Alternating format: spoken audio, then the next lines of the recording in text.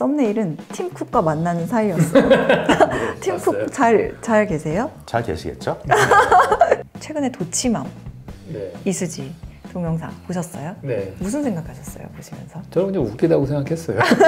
그게 다예요? 네, 뭐 그냥 되게 흥미롭고 뭐 먼저 말씀하시죠. 잠이 아직 덜 깨가지고. 유발 하라리 박사가 왔다고 하니까 만약에 만나면은 뭐 어떤 질문을 하시고 싶으세요? KBS가 오늘 좀 바쁩니다. 저희 텔레비전 스튜디오에는 유발 하라리라는 유명한 박사님이 오셨고 스튜디오를 또 이렇게 조명까지 준 이유가 여러분들께서 너무나 아끼고 애정하시는 유현준 교수님 그리고 김윤 박사님이 오셨기 때문이에요. 물론 오늘 이 만남은 몇 가지 이유가 있습니다. 우선 유현준 교수님께서 공간인간이라는 신간을 내셨고요. 베스트셀러 예약인가요? 네, 그리고 샌프란시스코에 계신 김윤 박사님께서 한국 서울을 찾아주셨기 때문입니다. 오늘 이 두 분을 모시고 유발 하라리도 AI에 대해서 얘기를 할 거라고 하는데요. 저희도 정말 얘기하지 않을 수 없는 AI 그리고 또 교육, 우리나라의 미래, 다양한 이야기들을 해보려고 합니다. 두 분 머니온라인은 제가 모신 적이 있습니다만 막상 두 분이 만나는 건 처음이시니까 인사를 좀 나누셨으면 좋겠는데요. 네, 만나뵙게 돼서 반갑습니다. 영광입니다. 네. 영광입니다. 얼마 전에 토머스 헤더윅을 셜록 현준에서 교수님께서 인터뷰하신 걸 보니까 네. 자기소개 질문을 그렇게 물어보시더라고요. 뭐 당연히 유명한 건축가지만 왜 건축가가 됐냐라고. 네. 그래서 저도 두 분 서로 또 자기소개를 하심에 있어서 왜 건축가가 되셨는지, 왜 AI 전문가 박사님이시자 스타트업 대표가 되셨는지 여쭤보고 싶어요. 박사님 먼저 여쭤볼까요? 어쩌다가 AI의 길로 들어서셨어요? 어쩌다가 그렇게 됐어요, 저는. 어쩌다가요? 저는 어릴 때 음악을 좋아했는데 음악을 하기에는 음악적 역량이 부족해서 그래서 할 수 없이 이제 제가 했던 공학 쪽으로 가장 음악에 가까운 게 뭔지를 봤더니 음향이었어요. 그래서 음향공학을 전공하다가 이제 사람이 내는 음향에 관심이 많아져서요. 음성 이제 공학을 하게 됐고요. 박사학위 하다 보니까 원래 가장 어려운 거를 풀어야 박사학위를 받을 수 있거든요. 그래서 그 당시에 음성공학 중에 가장 어려운 게 지금은 쉬워졌지만 이제 사람이 말을 하면 컴퓨터가 알아듣는 그러니까 이제 휴먼 컴퓨터 인터페이스의 중요한 이제 요소 기술인 음성 인식 기술을 전공하게 됐습니다. 근데 졸업하고 나니까 한 10년 후에 이제 딥러닝이라고 하는 그런 또 이제 머신러닝 기술의 혁신이 와서요. 졸지에 이제 딥러닝을 공부하게 됐고요. 저희 스타트업이 이제 애플에 팔렸는데 그 스타트업 자체가 세계에서 가장 처음으로 딥러닝 기반의 음성 인식 기술을 상용화한 기업이 돼버렸어요. 그래서 이제 음악을 좋아하다가 음성 인식 가서 이제 AI로 오게 됐고요. 지금 현재 있는 스타트업은 음향이 아니라 영상을 이해하는 이제 AI 모델을 만드는 기업입니다. 대부분의 이제 기업들은 언어를 이해하는 모델을 만드는데 오픈 AI나 저희는 언어가 아닌 영상, 오디오, 그다음에 음성 모든 걸 다 총집합한 멀티모달한 그런 콘텐츠를 이해하는 모델을 만들고 있는 회사입니다. 그래서 제가 지금 이런 일을 하는 이유는 처음에는 몰랐는데 이제 시대가 바뀌면서 이제 인공지능이라는 기술이 더 이상 기술이 아니라 세상의 흐름을 바꿔놓는 엄청나게 중요한 축이라는 생각이 들었고요. 게임 체인저? 저는 월드 체인저인 것 같아요. 그래서 이런 월드 체인저의 기류가 있을 때 내가 어떻게 하면 내가 갖고 있는 역량과 기술과 경험으로 세상에 도움이 될 수 있을 만한 AI 기술을 상용화시키고 그것을 사업화할까를 고민을 하기 위해서 지금 현재 스타트업에 종사하고 있습니다. 와, 말씀을 이렇게 하시지만 저희 처음에 보셨을 때 썸네일은 팀 쿡과 만나는 사이였어요. 네, 팀 쿡 잘 계세요? 잘 계시겠죠? 만난 지 좀 됐어요. 그래요? 얼마나? 퇴사한 지는 7년이 넘어서요. 잘 계시리라 믿습니다. 제가 얼마 전에 일론 머스크는 어떤 분이냐고 여쭤봤더니 같이 일을 안 해봐서 잘 모르겠는데 이렇게 얘기를 하시더라고요. 반응이 너무 재밌었어요. 교수님도 혹시 아직 셜록 현준의 구독자가 아닌 사람들이 있을 수도 있잖아요. 네, 이참에 구독자가 돼야 하는 이유와 지금 136만인가? 네, 그렇죠? 136만인데요. 네. 그래도 뭐 많이 구독하셔야죠. 그래야 나라가 살기 좋아진다 하셨는데. 일단은 뭐 건축이라고 하는 게 건축가 혼자 할 수 있는 일도 아니고 인간이 하는 일 중에서 가장 많은 돈이 들어가는 일이기 때문에 많은 사람들의 의견 일치가 될 때에만 건축이 완성되는 거거든요. 이제 그러다 보니까 많은 사람들이 의견 일치 되려면은 도대체 가치관을 공유해야 되는 게 먼저예요. 이게 더 중요하고 이거는 좀 덜 중요하고 얘는 안 해도 돼. 뭐 이런 순서가 있잖아요. 그 제한된 재화를 써야 되는 거니까. 근데 그게 뭐 이쪽 단체에서는 이쪽 방향으로 건축을 하고요. 이쪽 단체에서는 저쪽 방향으로 하고 이렇게 되면은 힘이 안 모아지기 때문에 사실은 이 사회가 어떤 방향으로 가야 될지에 대한 비전을 공유하고 저는 비전을 항상 되게 중요하게 생각을 해요. 미래에 우리가 어떤 방향으로 갈지 그거를 제시해 주는 사람이 반드시 리더가 되어야 된다고 생각을 하고요. 그래서 그런 것들을 공유하면서 뭔가 컨센서스가 되려면은 이제 셜록 현준 같은 그런 건축에 관심 있는 사람들이 모이는 플랫폼이 필요할 것이다. 그런 생각이 좀 들어서 유튜브를 시작을 했고요. 근데 많이 봐주셨으면 좋겠습니다. 네. 교수님 신간 내신 거 외에 최근에 또 상도 받으시고 좋은 일이 네. 많으신 것 같아요. 뭐 약간 지금이 딱 그 운이 좀 풀릴 때 근데 그랬다가 안 좋아졌다가 왔다 갔다 하잖아요. 잠깐 좋았다가 저는 한 2달 주기로 왔다 갔다 하는 것 같아요. 2달요? 네. 좋았다가 나빴다, 좋았다가 나빴다. 근데 어쨌든 지금 이제 봄이에요. 네. 봄이고 학교로 보면은 새 학기가 시작되는 네. 딱 그 타이밍이고 그래서 사람들이 뭔가를 해보려는 그런 의지가 충만한 이때인데 그래서 아마 저희 KBS도 오늘 바쁜가 봐요. 유발 하라리 박사가 왔다고 하니까 만약에 만나면은 뭐 어떤 질문을 하시고 싶으세요? AI 주제로 얘기하러 오셨다는데. 뭐 저는 AI에 대해서 그분에게 물어보고 싶지는 않고 당신은 어떠한 라이프 스타일과 뭐 생활 패턴을 가지고 있기 때문에 그런 생각하는 훈련을 어떤 식으로 하냐 그런 거를 좀 물어보고 싶어요. 뭐 그분은 이제 명상을 자기가 되게 많이 한다고 책에서는 얘기를 했고 그리고 뭐 이런 전자기기 같은 걸 딱 끊고서 디톡스하는 뭐 그런 시간을 갖는데요. 근데 뭐 그거 외에도 뭔가 그런 독특한 시각을 가지신 분들은 확실하게 독특하게 생각하는 그 패턴이 뭐가 있는데 그거가 뭔지 한번 스스로는 알지 않을까 궁금했어요. 언젠가 셜록 현준에 나올 제가 생기지 않을까요? 글쎄요. 그 바쁘신 분이 셜록 현준까지 왕림을 해주실 것 500만 같은데. 되면? 네, 500만 정도 되면은 이제 명함 내밀어 그렇죠. 봐야죠. 네, 구독해야 될 또 하나의 이유가 생겼고 박사님은요? 혹시 유발 하라리 박사를 만나면 어떤? 저는 가벼운 질문으로는 한국에 오셨으니까 가장 좋아하는 한국 음식, 절대로 못 먹는 한국 음식 여쭤볼 것 같고요. 두 번째는 이제 인간과 역사와 기술과 어떻게 보면 이제 인류 자체의 비전을 제시해 주시고 우리를 생각하게 만드시는 분이잖아요. 네.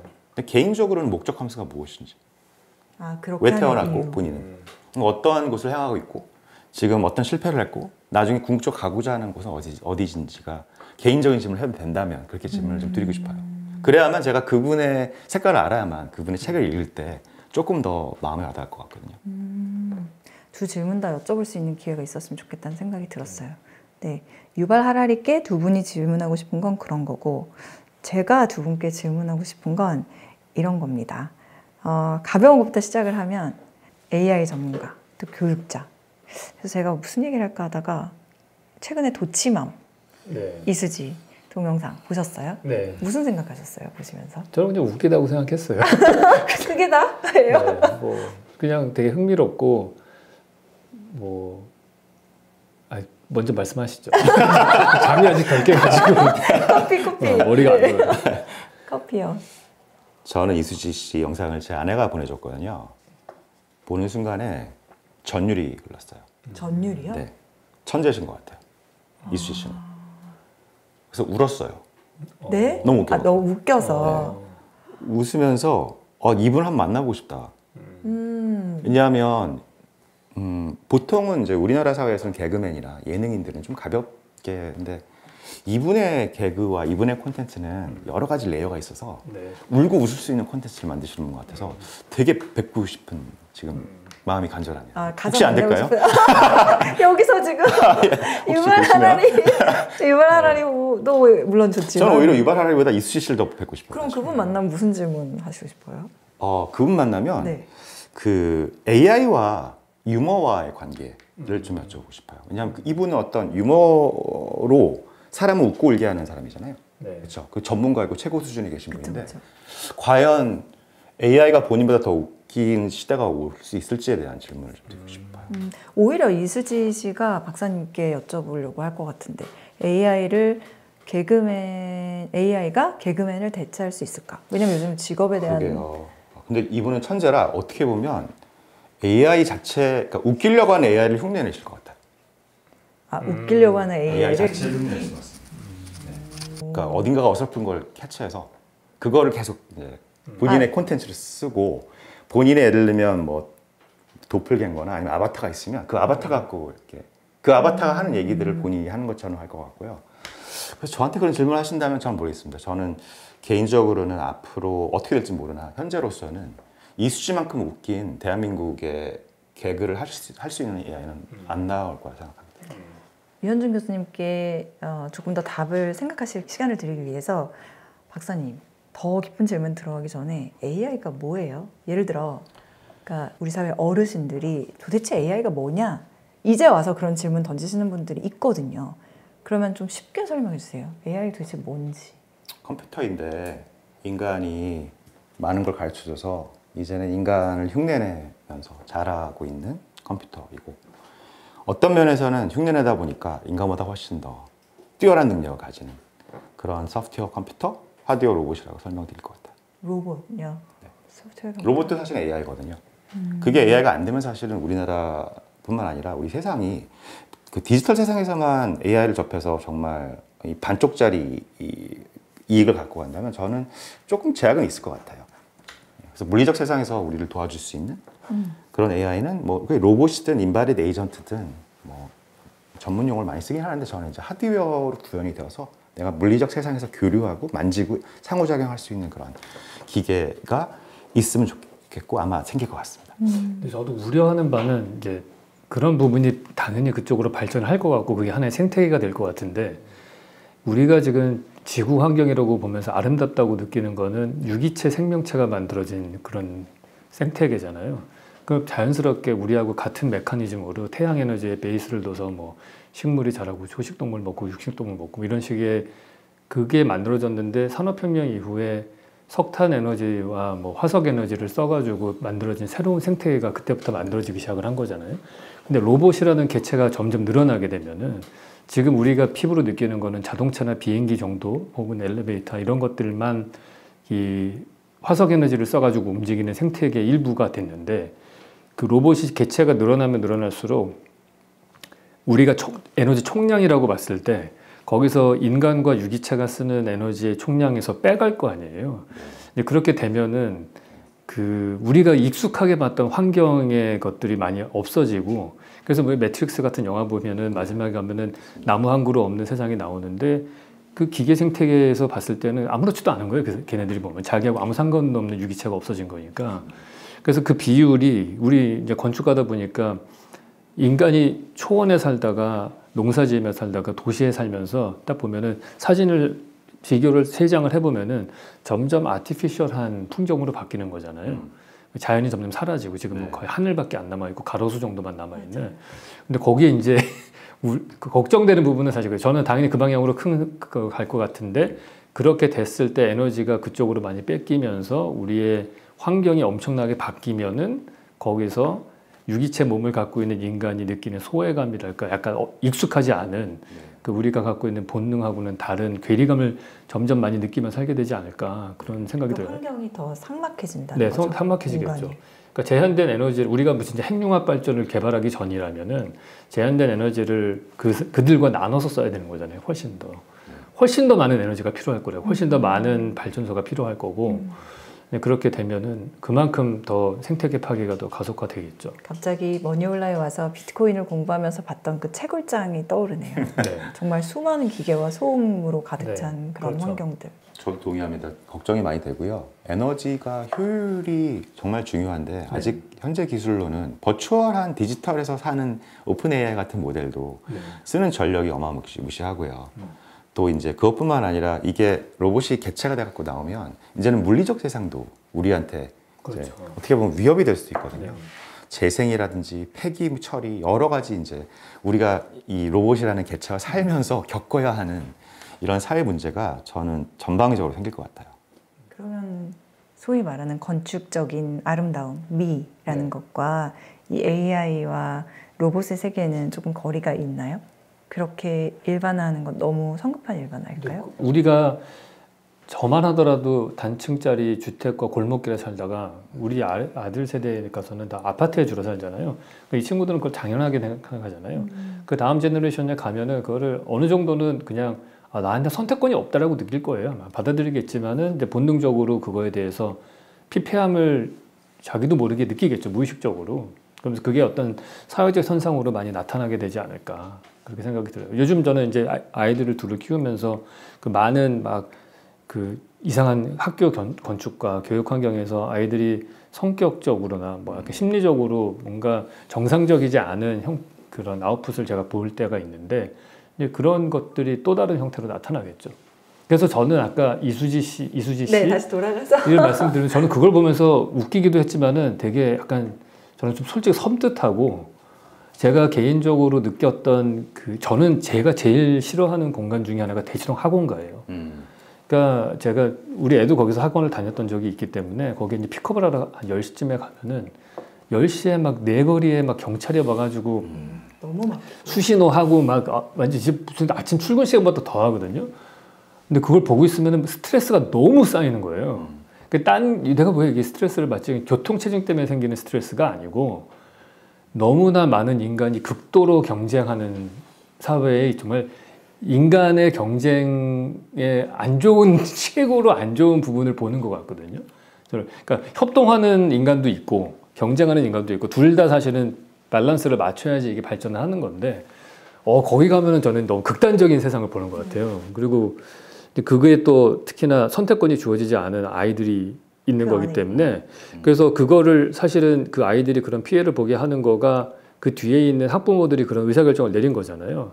사회의 생태계가 그런 거고. 근데 그거를 거기서 무슨 뭐 제기차기도 어떤 인간문화재 받으신 분이 나와서 하고 뭐 학원 막 이런 거가 코믹하면서도 소름 끼치게 싫은 거예요. 그 대상이 막 그게 왜냐면 나도 그런 거에 피해를 받아봤기 때문에 그걸 통해서 가정이 얼마나 피폐해지는지 이런 거를 겪어본 사람이기 때문에 저거 진짜 짜증이 나더라고요. 그 보면서도 웃기기도 하면서도. 거기서 두 분의 반응의 차이는 또 여기서 비롯될지도 모른다는 생각을 하는데요.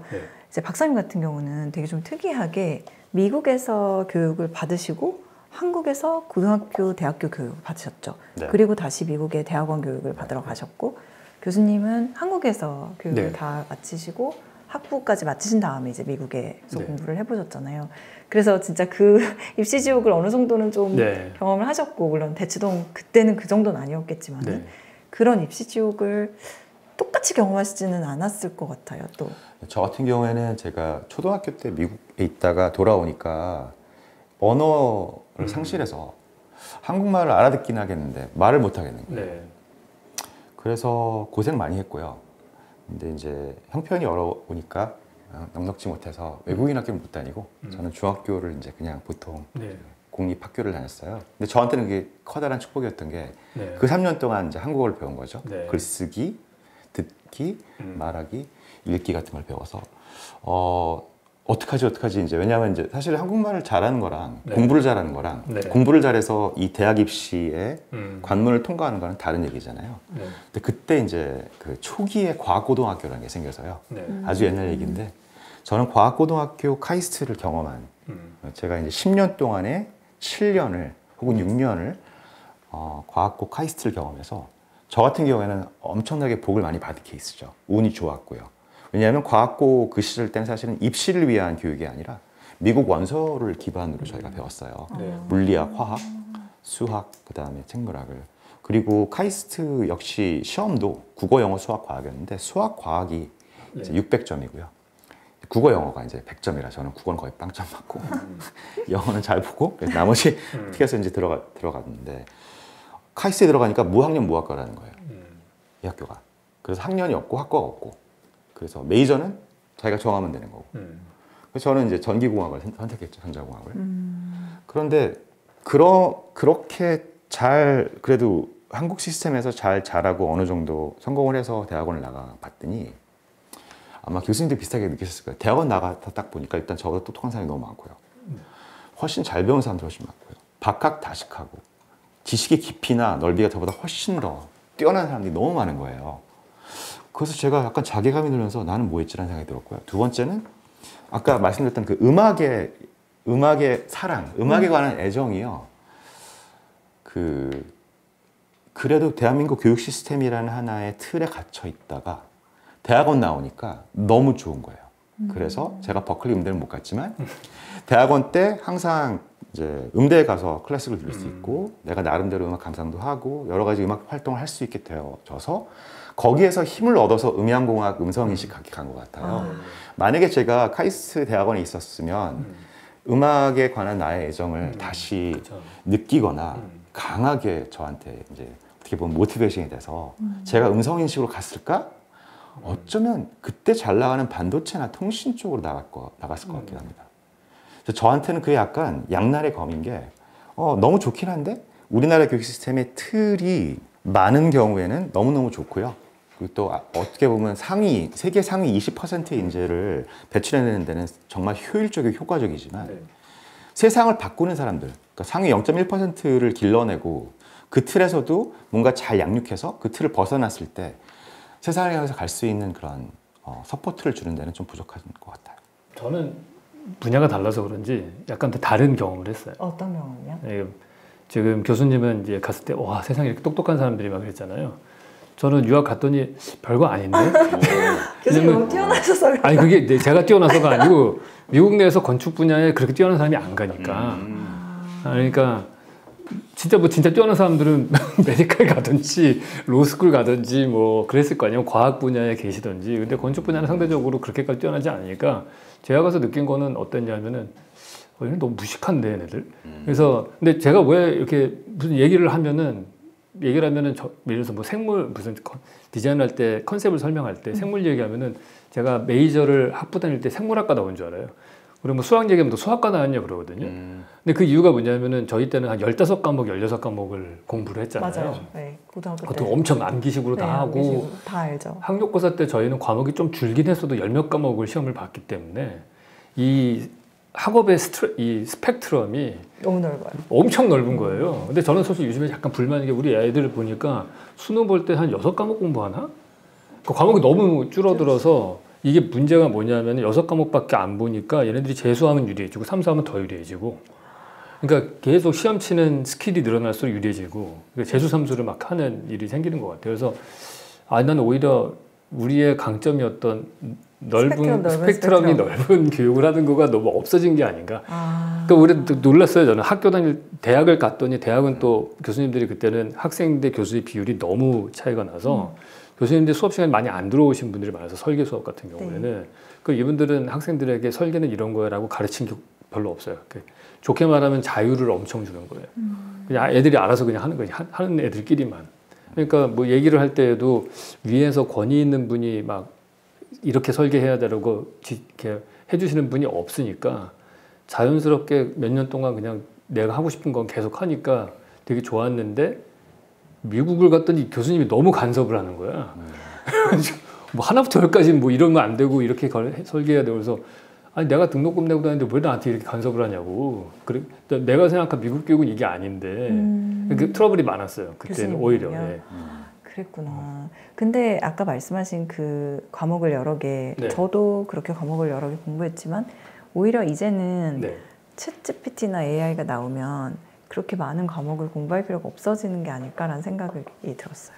그렇지 않을까요? 저는 그래도 공부를 하는 게 좋다고 봐요. 그래도요? 네, 그러니까 뭐 사람마다 다르겠지만은 평가 방식이 달라지는 건 찬성. 근데 도대체 뭐가 좋은지는 모르니까 많이 정보에 노출시켜주는 거는 저는 좋을 거라고 생각을 하고요. 물론 제일 좋은 방법은 아무런 그게 없이 뭐 챗GPT로 얘가 예를 들어서 우리가 뭐 몇몇 과목을 가르친다 그러면 그 중에 몇 과목 정도는 자기가 과목 이름을 만들어서 그걸로 챗GPT, 뭐 AI랑 같이 공통으로 학습해서 커리큘럼을 한 학기짜리를 짜고 그러고 나서 그거에 대해서 중간 과정들만 교수님하고 선생님하고 상담을 한다든지 그게 사실은 저희 건축학과의 교육 방식이 그렇거든요. 저는 지금 학교에서 학생들을 스튜디오만 가르쳐요. 디자인 스튜디오만. 그러면 한 반이 10명에서 12명 정도 됩니다. 그게 이제 일주일에 40분 정도는 그 학생하고 1대1로 대화할 수 있는 최소한의 시간을 만들기 위해서 그렇게 해놨는데, 근데 그러면은 그 친구들은 과제를 주면은 생각해오고 그걸 과제한 다음에 그거에 대해서 발표하고 서로 1대1로 계속 커뮤니케이션 하거든요. 그러니까 그런 식으로 아예 커리큘럼 자체도 인공지능과 함께 짜면서 자기 과목을 만들 수 있으면 좋겠다는 생각을 하는데 100% 자유를 주면은 얘가 어떤 길로 가야 될지 모르니까 뭐 제 생각에는 한 50에서 70% 정도는 어느 정도는 틀은 만들어주고 나머지의 자유도가 있는 과목을 스스로 만들 수 있게 하면 좋지 않을까 그런 생각은 해요. 그 인공지능에서도 예전부터 메타 러닝 그래서 네. learning how to learn 배우는 법을 배우는 그런 기법들이 많이 이제 연구가 되고 아직도 연구가 되고 있고요.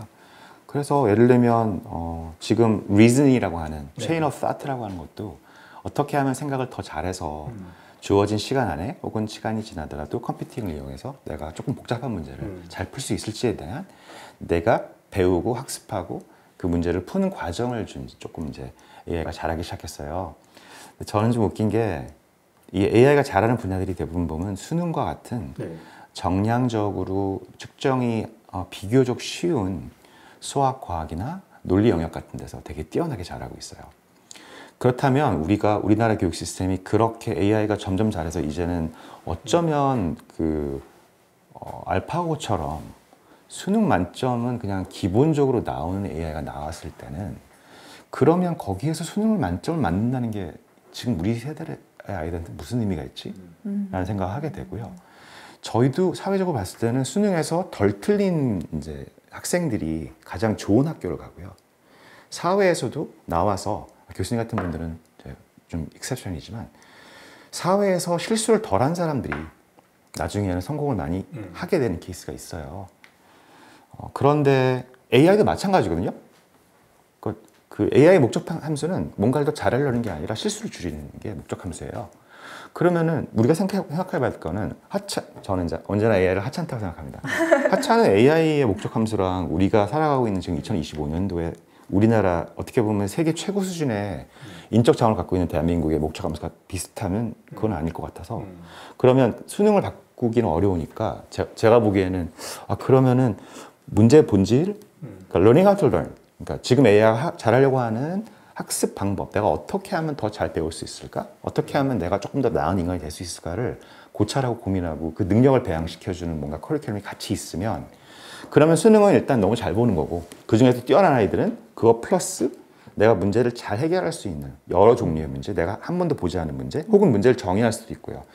디자인 띵킹이나 디자이너가 될 수 있는 그런 능력이 배양되고 AI도 그냥 AI를 쓰는 게 아니라 알고리즘이라는 컨셉은 되게 AI 말고도 많이 쓰이잖아요. 예. 그럼 알고리즘의 컨셉이 도대체 뭐지? 그게 왜 나한테 중요하지? 에 대한 그런 조금 깊은 본질에 관한 고민을 하는 과목들이 생기면 그러면은 제 생각에는 너무 좋을 것 같아요. 그리고 우리나라에 있는 학생들은 그걸 충분히 소화하기에 저는 능력이 있다고 생각합니다. 네. 대중은 조금 있으면 진짜 네. AGI가 세상을 지배하고 내 직장이 없어지고 근데 저는 단기적으로는 그 변화는 좀 과대평가하는 경우가 있어서요.